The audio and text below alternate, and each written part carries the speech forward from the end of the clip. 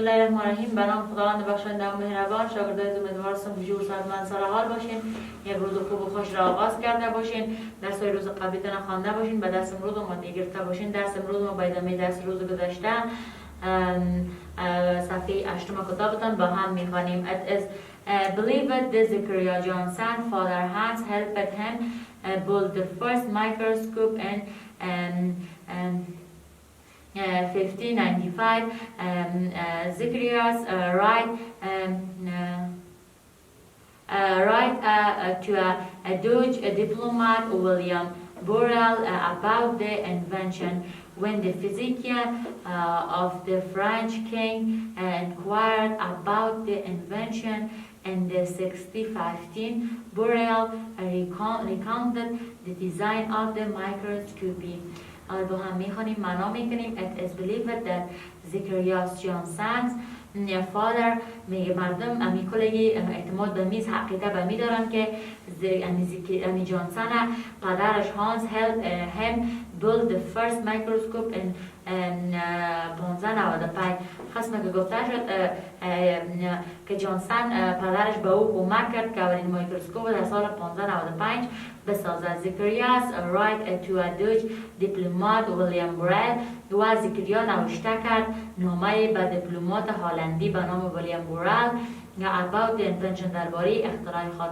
When the physician of the French king inquired about the invention in the 1615, Borel recounted the design of the microscope. و بعد از او وقتی که نمی دکتر پادشاه و پزشک پادشاهی فرانسه در مورد از این اختراع در سال 1650 خبر شد، یک پرسشنامه را که سوال کرده بود طرح کرد درباره میکروسکوپ و به می زکریا جانسون روان کرد. Microscope, modern component microscope، میکروسکوپ مرکب معاصر. With the advancement of technology and improved optics, the microscope as we know it today come into being. The theoretical minimum size able to be viewed by an optical microscope and 200 nanometer size. Optical microscopes are only able to focus on objects that are at least in size of wavelength of light, usually a wavelength of around 515 is associated. An electronic microscope and contracts and modify images 1,000 of times similar than a wavelength of light. اور میخوانیم و معنا میکنیم. What the advancement of technology and improvement optics, the microscopy as we know it today come into being.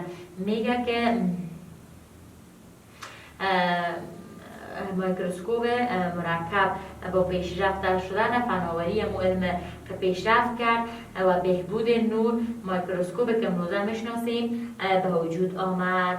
The theoretical minimum size are able to be viewed by an optical microscope is 200 size. Optical microscope are only able to focus on objects that are at least in the size of a wavelength of light, usually a wavelength of around 515 is associated. و حداقل اندازه تئوریک میکروسکوپ نوری قابل مشاهده بود 200 نانومتر بود و میکروسکوپ های نوری تنها قادر به تمرکز روی اشیا بودند که حداقل اندازه طول موج نور معمولا به 550 فرض شده بود. An electronic microscope and contrasted can modify images thousands of times similar than a wavelength of light و در مقابل میتوان تصاویر 1000 برابر کوچکتر از طول موج نوری انجام داد. خب شاگردان عزیز، درس امروز ما میکروسکوپ مرکب معاصر بود که این میکروسکوپ که می باشه با ظهور و پیشرفته شدن علم و فناوری تمام چیز پیشرفت میکنه. میکروسکوپ های امروزه خیلی پیشرفت کرده است که اندازه کل میکروسکوپ های نوری قابل مشاهده 200 نانومتر 200 برابر خردترشان میده.